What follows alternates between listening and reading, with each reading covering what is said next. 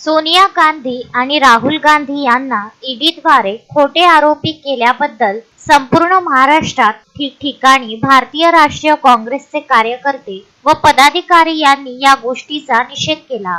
वर्धा येथील काँग्रेस कार्यकर्त्यांनी गांधी पुतळ्याजवळ शांतिप्रिय आंदोलन केले व जिल्हाधिकारी यांना निवेदन देण्यात आले। वर्धा येथे दुपारी 1 वाजता केंद्र सरकारचा निषेध करीत वर्धा जिल्ह्यातील शेकडो कार्यकर्त्यांनी निषेध मोर्चा जिल्हाधिकारी कार्यालयावर नेऊन तेथे वर्धेचे जिल्हाधिकारी यांना निवेदन देऊन निषेध नोंदविला। यावेळी माध्यमांशी बोलताना कार्यकर्त्यांनी म्हटले की केंद्र सरकार आपला दबाव तंत्र वापरून ईडीचा वापर करून गांधी परिवाराला खोटे आरोपी करण्याचा कट रचत आहे। आपल्या विरोधात उठणाऱ्या आवाजाला दाबण्याचा हा प्रयत्न असून काँग्रेस ही दादागिरी खपवून घेणार नाही याचा आम्ही निषेध करतो। यावेळी जिल्हा अध्यक्ष मनोज चांदूरकर, उदय मेघे, राजेंद्र शर्मा, प्रवीण हिवरे, सुधीर पांगुळ, बाळा जगताप, मनीष साहू, पंढरी कापसे, धर्मपाल ताकसांडे, पवन गोसेवाडे, सुनील कोल्हे, रागिनी शेंडे,